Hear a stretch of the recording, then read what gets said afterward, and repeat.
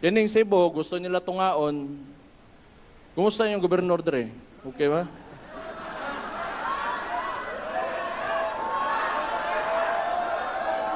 Okay, mayong adlaw po sa ating lahat sa Pilipinas, sa ahang lugar, sa Bohol, sa San Carlos, Pilar, Bohol, sa mga kaigsuunan diha, sa mga igagaw, basta mga kaparentihan na hurot, taga Bohol, amping muntanan diha sa ating mga subscriber karon, sa mga subscriber kong mga bagong pasok at sa mga datihan pa po. Marami pong salamat sa inyong suporta sa ating mga kapwa OFW na nagtatrabaho po sa iba't ibang bansa sa amang panig ng mundo natin ngayon. Magandang araw o magandang gabi po sa inyong lahat. God bless po. Okay, linggo ngayon. Ito yung sinasabi na itong nag-organize nitong organize nitong rage nung nakaraang mga linggo kasi, mga 2 weeks na yata. Ito yung dito sila nag-launch dito sa di ba? Kung natandaan ninyo, itong rage ngayon na ang nito ay mga koalisyon ho to na parang preparation nga dito sa nalalapit na eleksyon nitong 2028. At itong rage, mga karamihan ho dyan, mga DDS o diehard Duterte supporter. So, naglalaon sila noong nakaraang mga linggo, I think mga 2 weeks ago na nasa sa Club Pilipino sa may Metro Manila, sa may San Juan, sa Green Hills. Doon sila nag-launch niyan. So, ngayon naman nasa Cebu. Ito yung sinabi noong si Sir Philip Morales Indigno ba ito sa Cebu, na mayroon silang activity nga ngayon sa Cebu, at dito titingnan nila itong gobernadora sa Cebu kung sisipot o hindi. Pero hindi sinipot itong rage. Na itong rage kasi majority dito ay mga PDP laban ang nito. So magtaka, ako mismo nagtaka, sabi ko, ito siya PDP laban kuno noong ning kandidato o gobernadora sa Cebu, pero ngano wa man siya muatin sa ilang kalihukan karon sa Cebu nga didto man si Basti Duterte. Alam naman niya na ito si Basti Duterte, ito yung presidente ngayon ng PDP laban. Tama ba ako? At dapat to siya doon, nakikisama. Kaya lang binastid niya. At may nagbanggit pa nga si Basti Duterte nito kung kumusta ang inyong gobernador dito. Panoorin natin yung video na sinabi ni Basti Duterte kung kumusta ang inyong gobernador dito. Dapat kasi gobernadora. Tingnan nga natin. Kumusta yung gobernador dre? Okay ba?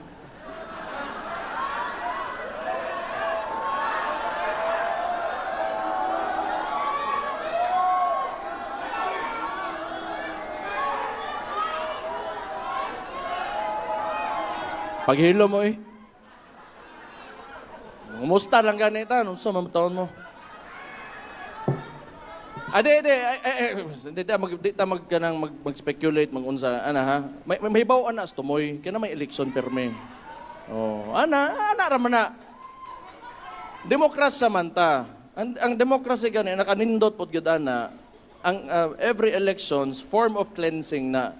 Kuwa ta makauyon, mangita na pataglain, ana raman na siya. Musta ra gani ta, Ang mga tao, nakita niyo reaction sa mga tao, boo, tapos ganun, thumbs down. So ibig sabihin nito si Pambari 4, kahit pa sabihin na hindi siya, colorless siya ngayon, na kay Bongbong Marcos na ito ngayon talaga. Kasi ito kasi ang sinasabi ko na si Basti Duterte, PDP laban to eh. Noong nanalo siya, tumakbo daw siya sa pagka-gobernadora sa Cebu, PDP laban man ang kanyang dinadala. Kung nakikita ninyo yung kanyang noong mga yung nakalagay pa nga doon sa result ng election, PDP Laban noon, nakita ko yun. Pero ngayon, ang PDP Laban, parang tinablan na ni Pambari 4. Ganito ba kakapal ng mukha nitong gobernadora na to? O ano siya? O kunyari, Kasi tingin may sa relo. nakita kong video, naghawak kamay pa Ulit sila ni pa yan. Bongbong Marcos. Tingnan niyo nga, yung paghawak kamay nila. Tingnan Oh. natin, ayan na, chancing na, ulit. Wow, sweet naman.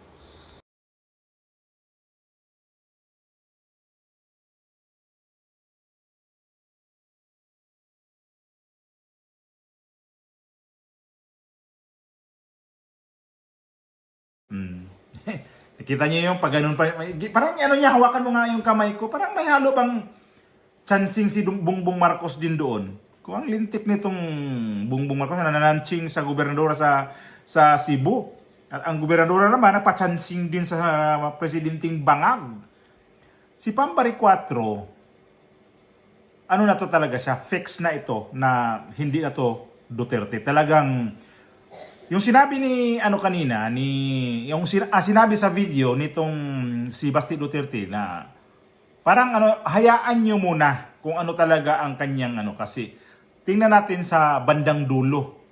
Wala na ngayon nga kaumpisa pa lang ng dapat pumunta na siya diyan kung talagang yung puso niya talaga sa mga sa mga Duterte. Pero hindi na o takot ba siya mabash ulit? Ito yung sinabi ni Sir Philip na tingnan natin kung pupunta ba ito. Hindi pumunta. So, ito, hindi talaga masisisi. Yung taga Cebu dito na mayroong may nagalit sa akin, then, confirm naman talaga yung gobernadora ninyong Bagagnaong, Duhaynaong, Balimbing. Totoong balimbing itong presidente, itong gobernadora ninyo. Tumalab ang paggamit ni Bongbong Marcos nito sa kanyang estilo ni Bongbong Marcos. Pera lang talaga pala ang katapat nitong si Pambari 4. Pera lang talaga. Ito siya, bagagdagway, kapal ng mukha. Ano pang tawag ko pa nito? Mukhang pera. Kasi may interview to siya, kaya nilayasan niya si Bongbong Marcos kasi yung kanilang partido ba yun? Wala daw budget. Kaya nilayasan niya kaya pumunta siya dito sa PDP Laban. At meron nga siyang interview dito kay dito sa kay Karen Davila nung nanalo lang siya, kapapanalo lang. Never siyang binanggit na ang suporta sa mga Duterte. Ang binanggit lang talaga niya doon ang mga tao daw sa Cebu ang nagpapanalo sa kanya. Subukan mo itong sunod na eleksyon kung mananalo ka pa ba. Kasi wala na.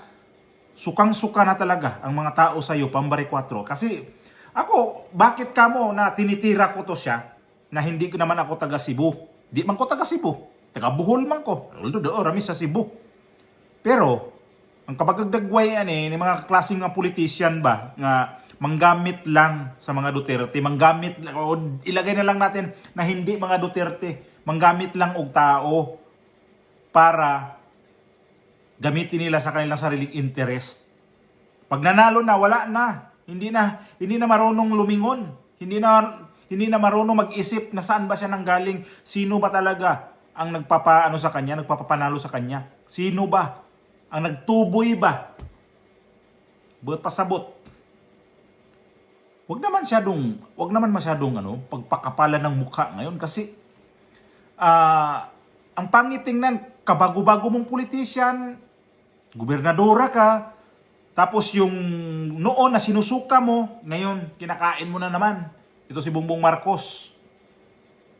Ang tindi ng nito, ang tindi ang tindi ng paggagamit nito ni Pambari 4. Ang tingin ko dito sa kanya, hukira ang tawag sa mga anak sa Bohol pa. Nang huk-huk ba? Pag nasa mahuk-huk, sige, dili ko. Pag di na ni valid ning tawanan wala ni silbi. Lipat sa pikas. Mura na siya kuan. Ang dami pwede nitong pwede siyang daming pwede itawag natin dito. Pwede may tawag ko sa kanya iba pa. Limatak ba sa mga sip-sip lang ng dugo. Kung nanay masip-sip, sige. Pag muburot na, busog na. Pag wala na masip-sip, balhin na naman, lipat na naman sa iba. Ang kapal ng mukha naman ganito mga klaseng politician, especially ito kababae mo, tapos ganun. Kaya hindi mo hindi ka pwedeng magalit sa nag-akusa sa iyo na balingbing ka kasi totoo naman. Itong rage ngayon, yung mga tao nandiyan sa Cebu, ay nakarating nga yung mga taga-iba dyan galing pa ng Metro Manila. Yung isa nga, yung Vice Mayor, si Harold Respicio, galing ho pa ng Norte ho yan, sa Isabela. Vice Mayor ng Isabela ho yun. Bakit nakarating ng Cebu? Ikaw mismo ng gobernador dyan sa Cebu? Hindi mo hindi ka maka-attend dyan? Respeto ba ang dapat sa iyo? Kasi ikaw gobernador, mayroon ditong kung hindi ka colorless, no? Kung hindi ka colorless, kung talagang wala kang pinapanigan sa ngayon, dapat sumipot ka. Ibig sabihin ito, takot ka dito sa kabila. Mayroong mga post pa nabasa ko kahapon, siya ang tinitira. Mayroong na tungkol sa tawag-tawag o ano yung mga sinasabi. Although ibahin natin ho yan kung ano ba talaga. Klaruhin natin yan kung ano talaga yung tungkol sa impeachment eh. Tungkol sa impeachment na ni VP Sara. So ngayon, ito sabihin pa natin na antayin natin yan sa bandang dulo, sabi ni Basti Duterte, di ba? Hindi na natin sa bandang dulo. Confirm na yan na ayaw niya na sa mga Duterte kasi wala na, hindi nga sumipot eh. Walang siya eh. Sa akin lang, respeto lang. Kasi kung talagang iniisip mo, kung talagang ka na, kasamahan mo yan kasi PDP laban ang majority dyan, rumispito ka, magpakita ka doon. Hindi yung totally, wala ka doon. Para sabihin nila kay Bongbong Marcos ka lang talaga kasi ang daming naibigay sa'yo. Animal klase itong mga politician ito. Ako ganito na butante ko og Cebu. Wala. Basura ko itong klaseng politician na to. Wala to sa'yo. Kaya hindi ko taga Cebu. Inis na inis ako dito Kaya pala yung iba dyan sa Cebu, sobrang galit. Ang mirisi sa'yo. Kapag di ka rin mananalo, ilalampaso ka din itong sunod na eleksyon. Matulad ka rin matulad ka rin kay Gwin Garcia. Sigurado yan. Iba ang mga tao pag galit sa isang politician na balingbing gaya mo, pambari 4. Antayin mo lang yung gaba. Ilang tulog na lang. Next year magpa-file na ng candidacy. Pag lumipat ka sa mga Duterte bigla, kapal ng mukha mo lalo. Balingbing ka pa. Para kang linta, para kang basta. Samahan mo magsama na kayo nitong si Gwin Garcia na utro ding linta. Sip-sip lang ng kung anong masip-sip, ayun. Pag nabusog na, lipat sa kabila. Pag ganyan ang mga politician na mga sobrang kapal ng mukha.